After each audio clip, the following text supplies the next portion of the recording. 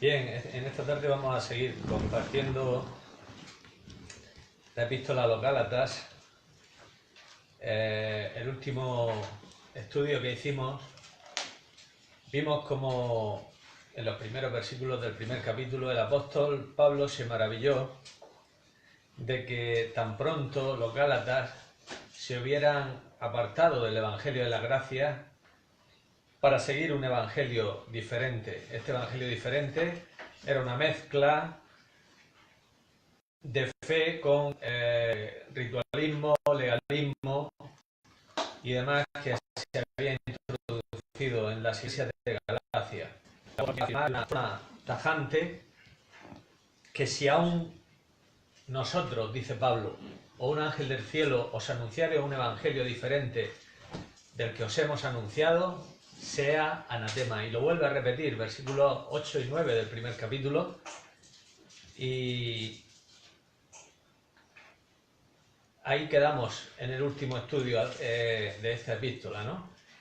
Los opositores de Pablo acusaban a Pablo de que predicaba un evangelio falso y no bíblico, puesto que no incluía en su evangelio el rito de la circuncisión ni otras ceremonias mosaicas.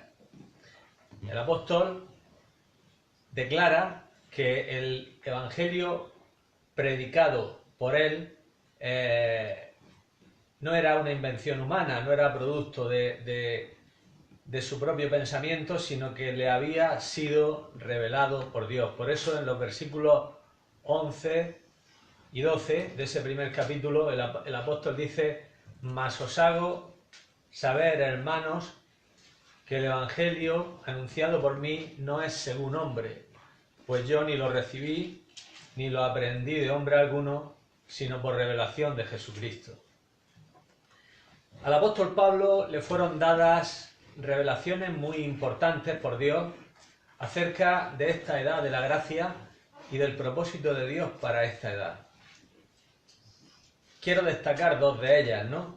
La primera es esta que nos dice aquí en estos dos versículos, Gálatas 1, 11 y 12, que es que por medio de la muerte y resurrección de Cristo, Dios provee una salvación perfecta para una existencia eterna, celestial, y que es ofrecida por igual a judíos y a gentiles, sin otro requisito de parte del hombre que la fe en el glorioso Salvador. Este evangelio el apóstol Pablo lo desarrolla de una forma magistral en la epístola a los romanos, que ya estudiamos en su día. Allí vemos cómo el apóstol presenta la verdad acerca del evangelio.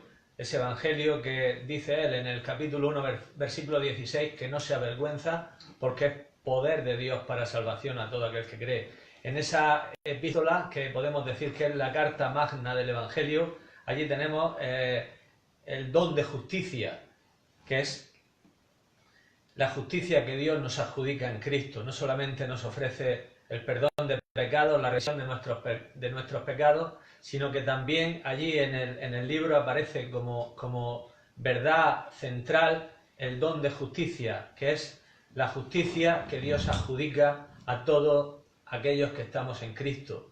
Por lo tanto, y puesto que la justicia que Dios adjudica es la revelación principal de ese libro, podemos decir que la verdad central del Evangelio es el don de justicia, la justicia que Dios nos ofrece, ¿no?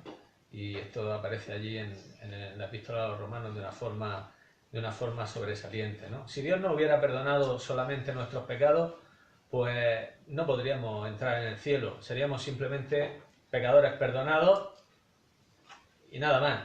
Para poder comparecer y pasar la eternidad en la presencia de Dios en el cielo, era necesario que Dios nos vistiera de su justicia. Dios es perfecto y Él no puede permitir nada ante sus ojos que no sea perfecto. Por eso era necesario no solamente el perdón de nuestros pecados, sino que también Dios pudiera otorgarnos o vestirnos de la perfecta justicia de Cristo, para que pudiéramos comparecer y estar en la presencia de Dios por toda la eternidad. Sin esto sería imposible que un pecador compareciera delante de Dios. Entonces allí aparece en el libro de Romanos el evangelio completo que predicaba Pablo y que le fue encomendado a él, ¿no? Y la otra revelación importante que quiero destacar, hay muchas revelaciones y misterios que Dios nos enseñó por medio de Pablo, pero hay otro misterio que el mismo apóstol Pablo lo declara que era un misterio escondido en Dios y que fue revelado a su tiempo. Está en Efesios capítulo 3 lo tenemos. Ahí en el capítulo 3 de Efesios sigue a Gálatas, es justo el siguiente libro a Gálatas. En el capítulo 3 dice el apóstol, versículo 1, dice: por esta causa, yo Pablo, prisionero de Cristo Jesús por vosotros los gentiles, si es que habéis oído de la administración de la gracia de Dios que me fue dada para con vosotros, que por revelación me fue declarado el misterio, como antes lo he escrito brevemente, leyendo lo cual podéis entender cuál sea mi conocimiento en el misterio de Cristo, misterio que en otras generaciones no se dio a conocer a los hijos de los hombres, como ahora he revelado a sus santos apóstoles y profetas por el Espíritu. Que los gentiles, aquí viene el misterio, versículo 6, que los gentiles son coherederos y miembros del mismo cuerpo y copartícipes de la promesa en Cristo Jesús por medio del Evangelio. Vamos a explicar esto brevemente. Que los gentiles habían de salvarse no era un misterio. No era un misterio porque el profeta Oseas, por ejemplo, dice: llamaré pueblo mío al que no era mi pueblo, y a la no amada, amada. Y en el lugar donde se les dijo: vosotros no sois pueblo mío, allí serán llamados hijos del Dios viviente. También Moisés dice en Deuteronomio 32: yo os provocaré a celos con un pueblo que no es pueblo, con pueblo insensato os provocaré a ira. Los insensatos somos nosotros, los gentiles. Y también Isaías dice en el capítulo 65: fui hallado de los que no me buscaban, me manifesté a los que no preguntaban por mí. Entonces, que los gentiles habían de salvarse no era un misterio. ¿Cuál era el misterio escondido en Dios? Pues el misterio escondido en Dios es, como aquí nos dice, el propósito de hacer de judíos y gentiles una misma cosa, la Iglesia, la cual es su cuerpo, formada por el bautismo del Espíritu Santo, y en la cual, pasando por alto toda distinción de judío y gentil, todos forman, judíos y gentiles, una sola cosa en Cristo.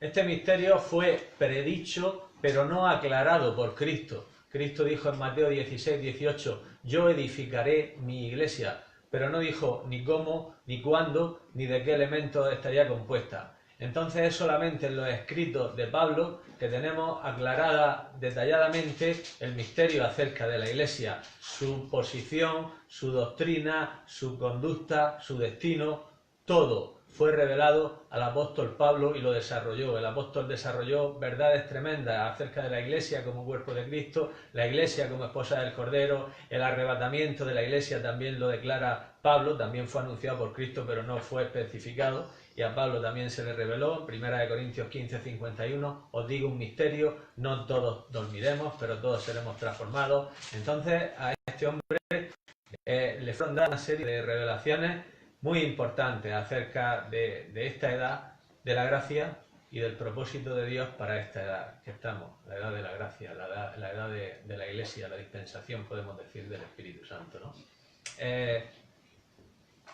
El hecho de que Pablo no incluyera en su evangelio el tema de la circuncisión ni los temas de la ley judaica no se debía a ignorancia del judaísmo, a que tuviera ignorancia de todos estos temas, porque ahora en el versículo 13, por ejemplo, dice que el apóstol ya habéis oído acerca de mi conducta en otro tiempo en el judaísmo, ¿no? Que perseguía sobremanera a la Iglesia de Dios y la asolaba, y en el judaísmo aventajaba a muchos de mis contemporáneos de mi nación, siendo mucho más celoso de las tradiciones de mis padres.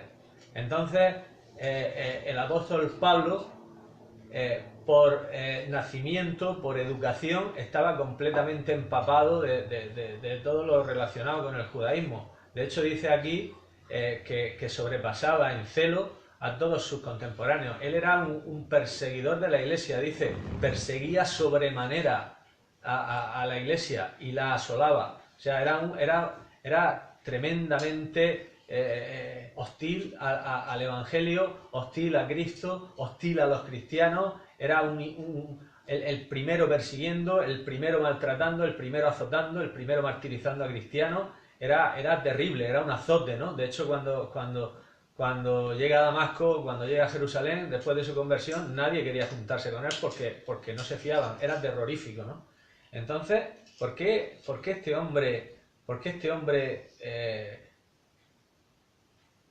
de golpe empieza a predicar un evangelio que no incluye las ceremonias, los ritos judaicos, un evangelio que era contrario a sus antecedentes, contrario a su educación religiosa, contrario a sus inclinaciones naturales? ¿Por qué? Pues lo hemos dicho al principio, este evangelio no era producto de su propio pensamiento, era un evangelio que le había sido dado directamente por Dios, le había sido revelado directamente por Dios, ¿no? El apóstol pasó los primeros años de su ministerio sin contacto con los demás apóstoles, ¿no? Él lo declara aquí, a partir del versículo 15, lo dice, ¿no? Dice que cuando agradó a Dios, que me apartó desde el vientre de mi madre y me llamó por su gracia, revelar a su Hijo en mí, para que yo le predicase entre los gentiles, dice, no consulté con carne y sangre, ni subí a Jerusalén a los que eran apóstoles antes que yo, sino que fui a Arabia y volví de nuevo a Damasco. O sea, vemos que el apóstol le fue revelado el Evangelio de la gracia de Dios y dice que no consultó con los líderes, con los demás líderes, con los demás apóstoles que estaban en Jerusalén. Esto no se debió a una falta de cortesía por parte de Pablo. Pablo había sido llamado y comisionado por el Señor resucitado y le había sido encomendado una obra, predicar un evangelio y una obra única entre los gentiles. Dios no permitió que él subiera a Jerusalén, no lo permitió. ¿Qué pasaba en Jerusalén en aquel entonces? Pues en aquel entonces en Jerusalén había una extraña mezcla de judaísmo y cristianismo. Así era, ¿no? Si nos damos cuenta, la conversión de Pedro ocurre en el capítulo 9 de los Hechos, ¿no? Él va camino a Damasco, le rodea un resplandor de luz del cielo, cae a tierra y Dios se revela por medio de Jesucristo en su vida y le dice, Saulo, Saulo, ¿por qué me persigues? Dura cosa te es dar coces contra el aguijón, ¿no? Y le preguntó que quién era, le dijo que era Jesús de Nazaret, el que se le estaba revelando, y que entrara en Damasco. Él dijo, ¿qué quieres que yo haga, Señor? Y le dijo que entrara en Damasco y allí se le diría lo que estaba ordenado que hiciera, ¿no? Dios se manifiesta a Ananías, le dice que vaya a cierta calle, que había allí un hombre llamado Saulo de Tarso, y incluso Ananías se extraña, ¿no?, de aquello, porque dice, Señor, he oído cuántos males ha hecho este hombre, ¿no?, a tus santos en Jerusalén, y aún aquí tiene potestad de los principales sacerdotes para llevar presos a Jerusalén a todos los que invocan tu nombre. Y Dios le dijo a Ananías, ve porque instrumento escogido me es este para llevar mi nombre en presencia de los gentiles, de reyes y de los hijos de Israel. Yo le mostraré cuánto le es necesario padecer por causa de mi nombre, ¿no? Entonces Ananías fue y demás. Esto ocurre en el capítulo 9. Aquí está la conversión de Saulo, ¿no? En el capítulo 10 ocurre otro hecho muy importante. En el capítulo 10 Dios le dice, bueno, le da una visión a Pedro en la cual ve un lienzo bajar del cielo. Él está en una ciudad llamada Jope. Dios le muestra un lienzo bajando del cielo y él considera, dice, que ve toda clase de animales, de cuadrúpedos terrestres y de todo, y oye la voz de Dios, ¿no? Que le dice, levántate Pedro, mata y come. Y él primero se niega, ¿no? Dice, no Señor, porque ninguna cosa común entró en mi boca jamás, ¿no? Y le viene la voz otra vez y le dice, lo que Dios limpió no lo llames tú común, ¿no? Y esto se hizo por 3 veces. El significado de esto es prepararlo para que fuera a Cesarea, donde había un centurión, que Dios le había dicho que enviara hombres a Jope para hacer venir a Pedro, un centurión que no era judío. Este es el primer no judío en las Escrituras que se va a convertir. Entonces, este centurión ve una visión de un ángel que le dice que vaya a Jope y envíe. Bueno, pues este hombre envía hombres a llevar a Pedro. Todos sabemos la historia, ¿no? No voy a entrar en muchos detalles. El Espíritu le dice a Pedro que vaya con aquellos hombres que habían sido enviados, y cuando llega a Cesarea, pues encuentra que está Cornelio, sus amigos, su familia reunida, y bueno, lo primero que dice Pedro, lógicamente, es esa: vosotros sabéis cuán abominable es para un varón judío entrar en casa o acercarse o tener relación con un gentil, ¿no? Pero Dios le había mostrado por medio de aquella visión que no llamara común ni inmundo a ningún hombre, que Dios iba a extender su gracia a aquellos que él llamaba común. Bueno, Pedro empieza a predicar el Evangelio de Cristo, el Espíritu Santo cae sobre aquellos hombres, desciende y bueno, allí empezaron a hablar en lenguas y aquello fue una evidencia de que Dios le había dado testimonio, de que había sellado el Evangelio también en sus corazones, ¿no? En el capítulo 11, sin embargo, Pedro llega a Jerusalén y lo estaban esperando. Lo estaban esperando. Fijaros lo que dicen los primeros versículos del capítulo 11. Cuando llega a Jerusalén, lo están esperando.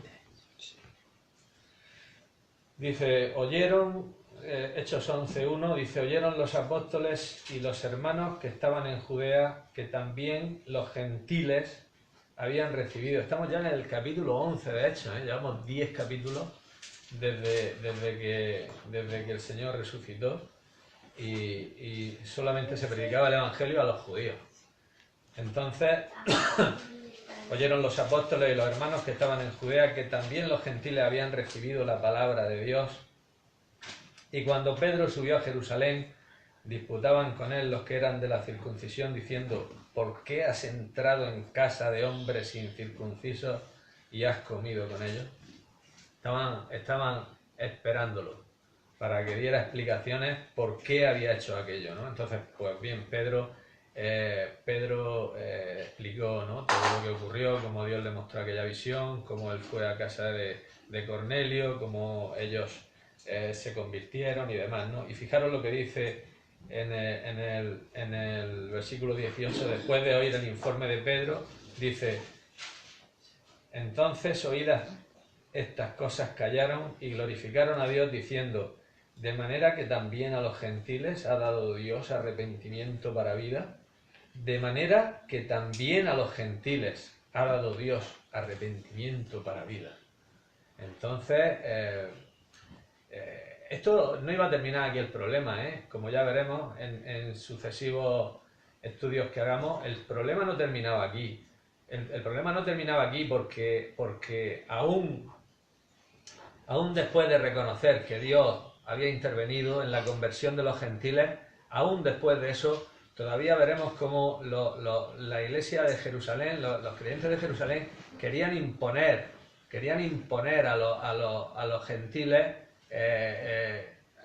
algunos ritos de la ley, como era la circuncisión, como eran observaciones de ciertas costumbres judías, ¿no? Entonces aquí no es que termina el problema.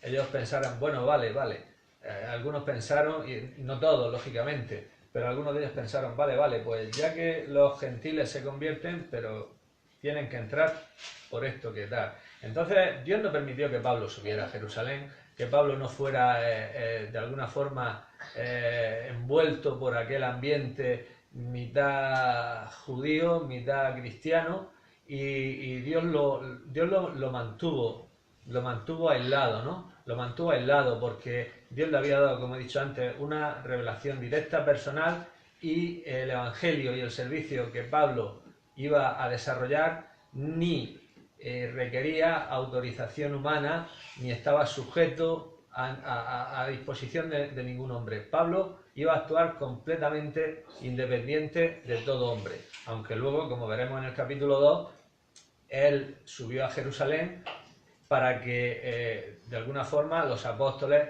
los que eran considerados como columnas en la iglesia, reconocieran que su evangelio, que el evangelio que él predicaba entre los gentiles, que estaba completamente exento de toda práctica judía, que estaba completamente exento de toda observancia de la ley, que estaba completamente exento de todo ritualismo judío, era un evangelio que le había sido dado completamente por Dios. No tenía nada que ver con rito, como digo, no tenía nada que ver con circuncisión, y él actuaba completamente independiente. De hecho en el capítulo 2 veremos cómo tiene que enfrentarse con Pedro de una forma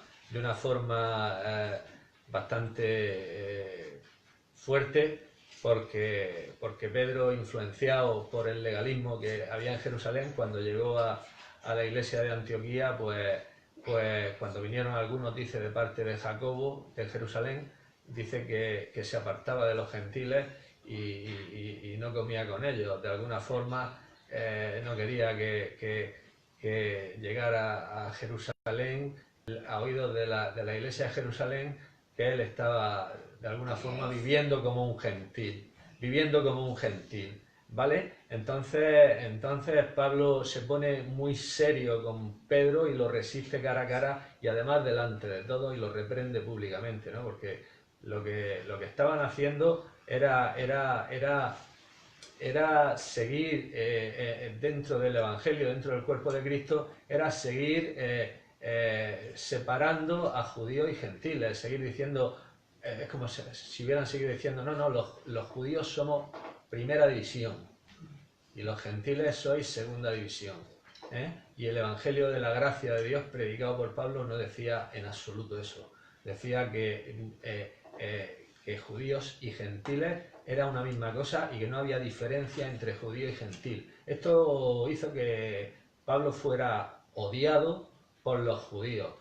Fue odiado entonces, fue perseguido a muerte por ellos, y aún hoy siguen odiándolo, lo siguen odiando a muerte. Dicen que todavía Jesús lo tolera, pero a Pablo, eso dicho por un primer ministro hace poco tiempo, judío, que las palabras de Jesús, porque Jesús en cierta forma vino también como ministro de la circuncisión, observó la ley perfectamente, la purificó de todas las tradiciones rabínicas absurdas, pero de alguna forma se comportó como un judío y vivió como un judío. Pero Pablo a muerte. Pablo, eso fue el que más daño ha hecho al judaísmo, el que para ellos es un proscrito anatema, es un anatema. Fijaros qué cosa hizo Dios, ¿no?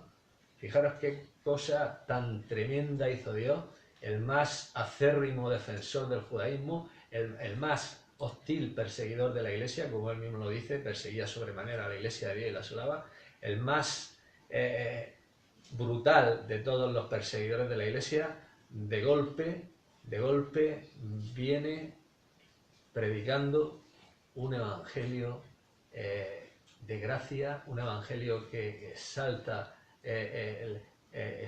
y coloca al gentil en una misma posición que el judío, aquel que estaba más saturado de prejuicios contra los gentiles que nadie. De la noche a la mañana se mete entre los gentiles, ama a los gentiles, abraza a los gentiles, se ofrece su vida por los gentiles.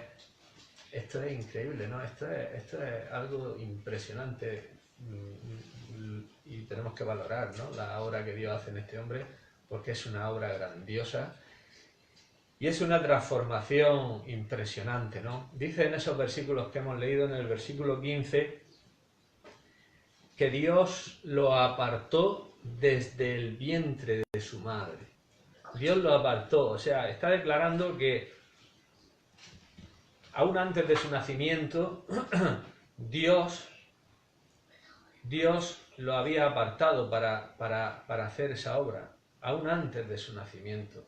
Nada pudo detener el propósito de Dios. nada, ni su educación, ni sus antecedentes, ni su cultura judía, nada. Dios lo había apartado y lo que Dios hace y lo que Dios se propone se cumple. El rey Nabucodonosor reconoció esto, ¿no? Y lo dijo cuando después de Dios humillarlo y hacerlo que comiera hierba con los animales, Dios lo restauró. Él lo dijo, ¿no? Entre otras cosas, dijo que no hay quien detenga su mano ni le diga ¿qué haces? Nadie puede detener su mano, sus propósitos eternos se cumplen.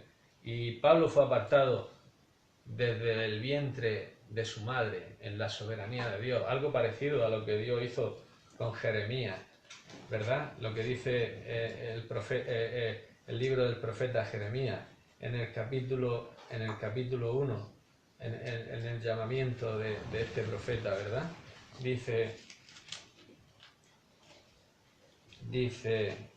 en el versículo 4, capítulo 1, versículo 4, dice: vino pues palabra de Jehová a mí diciendo: antes que te formase en el vientre te conocí, y antes que nacieses te sacrifiqué y santifiqué.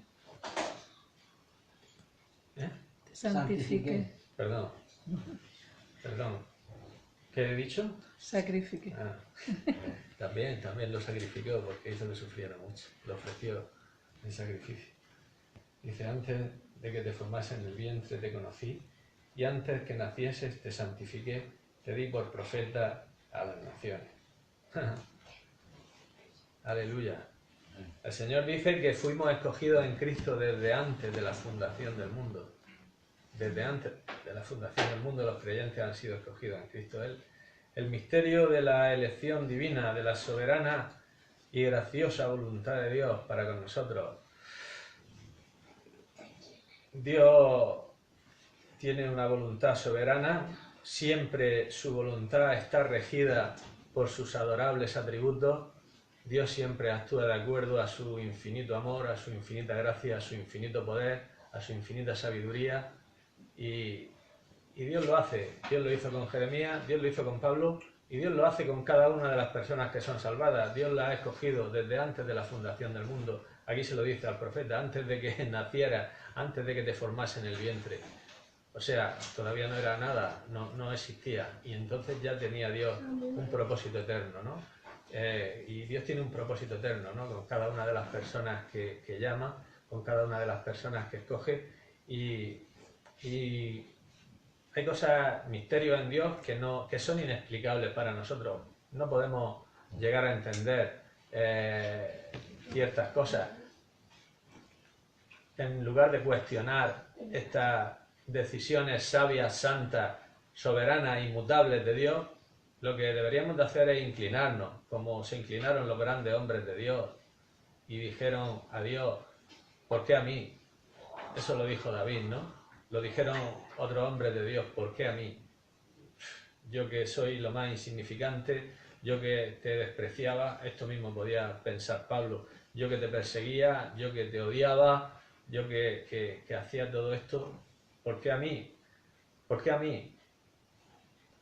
Pues lo dice que cuando agradó a Dios revelar a su Hijo, luego lo dice en el versículo 16, cuando agradó a Dios, no fue la decisión de Pablo de decir: me voy a convertir ahora voy a dar el paso, ¿no?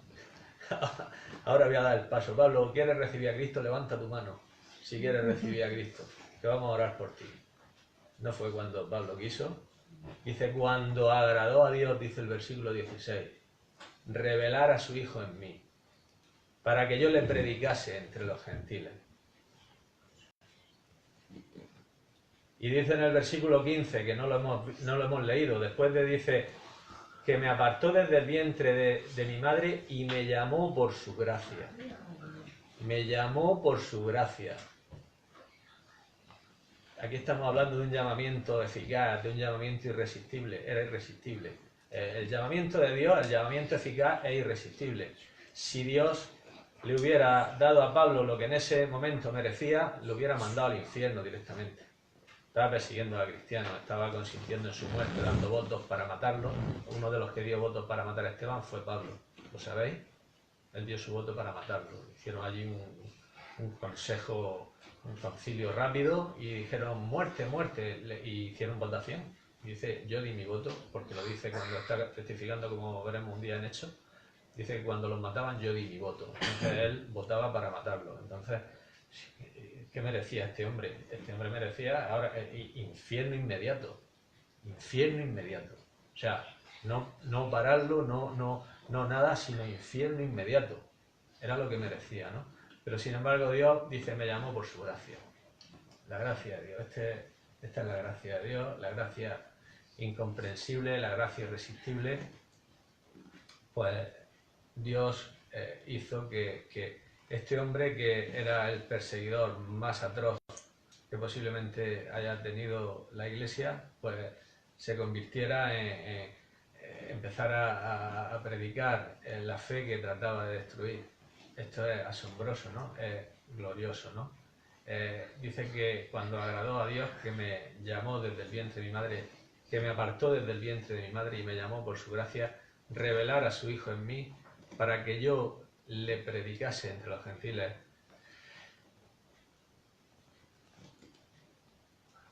Este era el propósito de Dios, ¿no? Con este hombre, que predicara la fe que estaba persiguiendo, y no hubo oposición. No hubo oposición. Dios rompe toda barrera. Dios rompe toda barrera que pueda haber entre el hombre a quien quiere llamar y él. Alguien puede decir, dice, bueno, pero esto no sería ir contra la voluntad, la libre voluntad del hombre. Esto no sería forzar a un hombre a creer en contra de su voluntad, porque Pablo en ese momento su voluntad era destruir cristianos y matar cristianos, y entonces alguien puede decir, pero no es así. Dios, a pesar de todo, esto sigue siendo parte del misterio, a pesar de todo, Dios, por su gracia, hace que los hombres quieran venir a Él.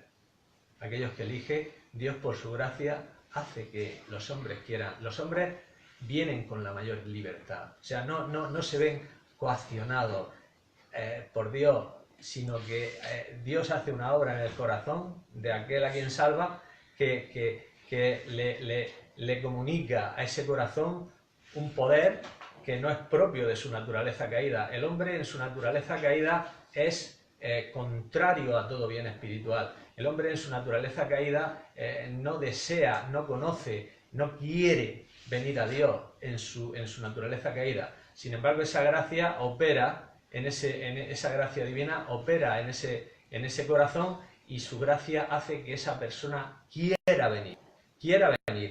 Le comunica, como digo, un poder que es propio de esa naturaleza caída, y hace que esa persona voluntariamente venga. O sea, no es forzar a una persona contra su voluntad.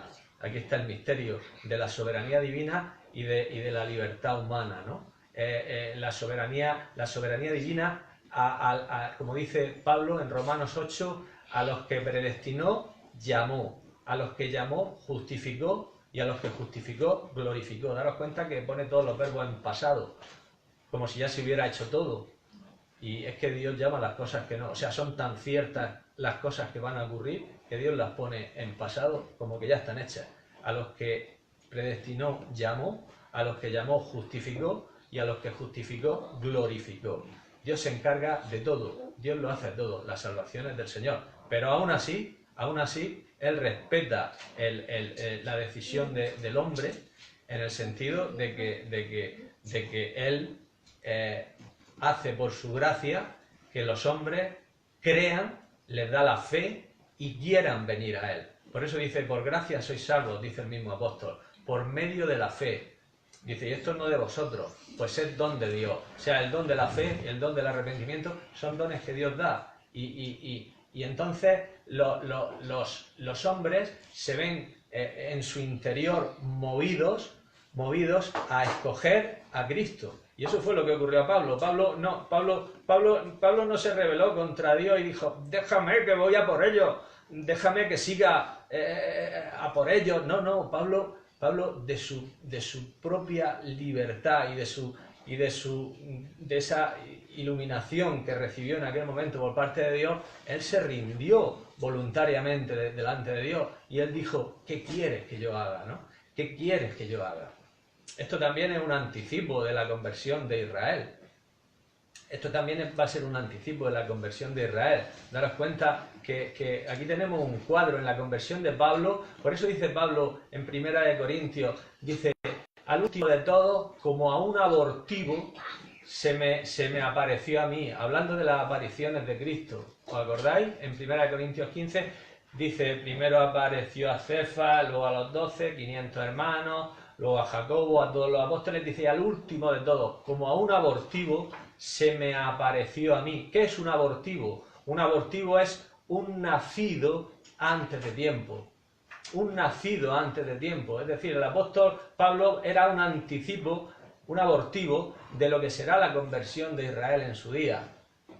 Cuando los judíos, cuando tengan, mediante una visión semejante a la que tuvo Pablo, la visión de la gloria de Cristo en el tiempo final de la tribulación, dirán lo mismo que dijo Pablo, y se rendirán delante del Mesías, y dirán, bendito el que viene en el nombre del Señor, y dirán lo mismo que dijo Pablo, ¿qué quieres que yo haga? Entonces el remanente de la nación judía se volverá a Cristo, ¿no? Es la gracia soberana de Dios, es la gracia soberana de Dios. Por eso dice Pablo en Romanos 11, dice, como vosotros también en otro tiempo, hablando a los gentiles, erais desobedientes a Dios, pero ahora habéis alcanzado misericordia por la desobediencia de los judíos, dice, así también ellos, los judíos, han sido desobedientes, para que por la misericordia concedida a vosotros, ellos también alcancen misericordia, porque Dios sujetó a todos en desobediencia para tener misericordia de todos. Oh profundidad de las riquezas, de la sabiduría y de la ciencia de Dios. Cuán insondables son sus juicios e inescrutables sus caminos. Porque ¿quién entendió la mente del Señor? ¿O quién fue su consejero? ¿O quién le dio a él primero para que le sea recompensado? Porque de él y por él y para él son todas las cosas. A él sea la gloria por los siglos. Amén. Esta es la obra gloriosa de Dios, la obra soberana, la obra graciosa, la obra sublime de Dios. Dios es inmutable, eterno. Sus propósitos son inmutables y eternos. Dios no depende de nada fuera de sí mismo. Todos sus propósitos son decididos desde su interior. No están en espera de que a ver lo que hace este, a ver lo que hace otro. Bueno, si me falla Pablo, pues tendré que buscar a otro. No sé, a ver si encuentro alguno.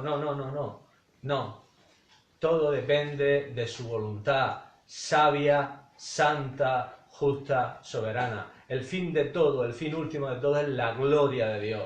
Para ese fin Él crea el mundo, para ese fin Él permite la caída, para ese fin Él provee la salvación, para ese fin Él escoge a algunos para salvación y deja al resto en su justa condenación. Y a los que escoge, a Él llama, Él justifica y Él glorifica. Bendito sea su nombre.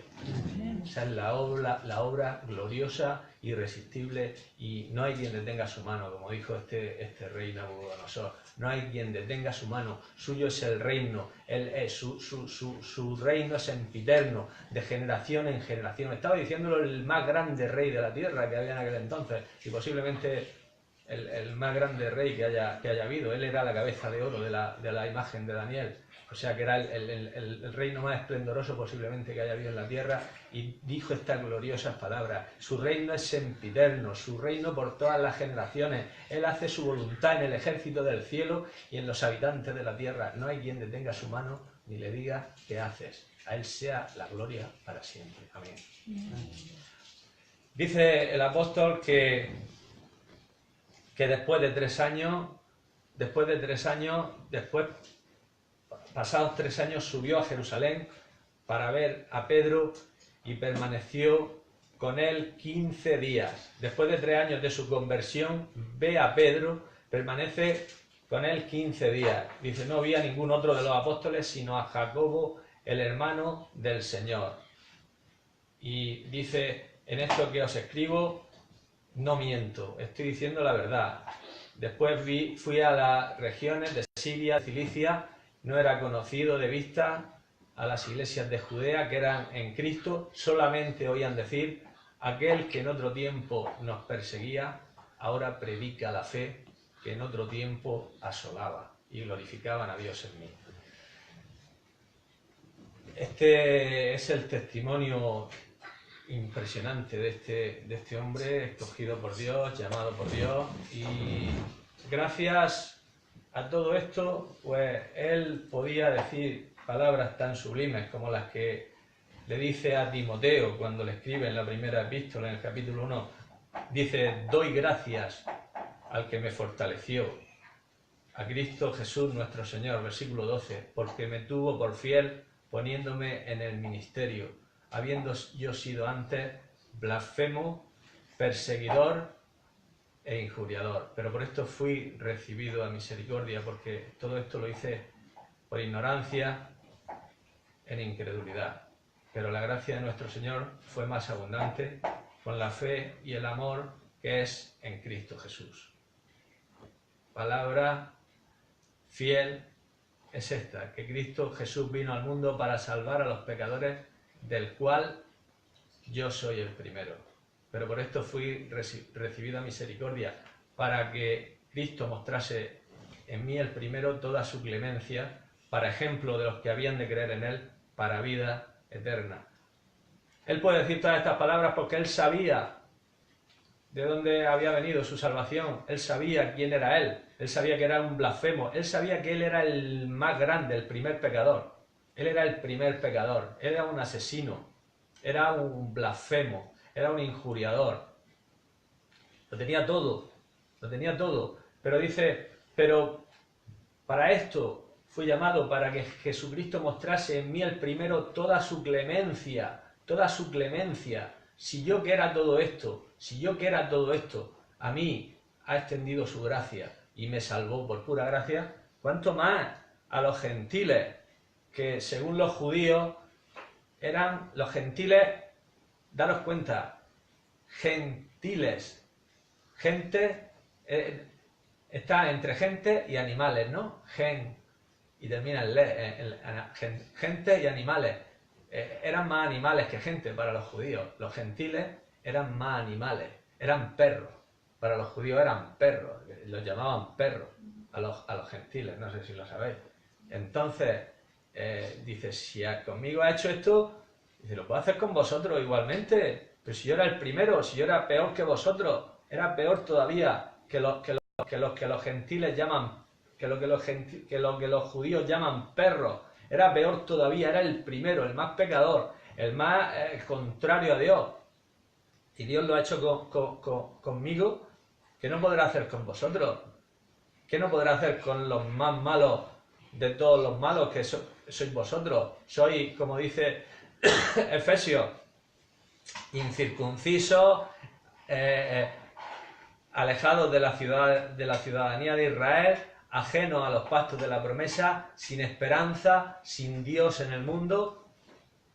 Si Dios lo ha hecho conmigo, que soy el primero y el más pecador, lo puedo hacer con vosotros. Entonces era un ejemplo, era una bandera de gracia que Dios había puesto. Entonces donde Pablo llegaba es como si Dios cogiera una bandera de su gracia y la enseñara. Dios quiso exhibirlo, por eso Pablo dice, Dios no ha exhibido, en ese caso a él, Dios lo estaba exhibiendo como una bandera de su gracia. Cuando iba a los gentiles, y dice esos últimos versículos del capítulo 1, dice, aquel que asolaba, aquel que perseguía, dice, ahora está predicando la fe. Entonces era una bandera de la gracia de Dios para los gentiles, porque él era el apóstol de los gentiles.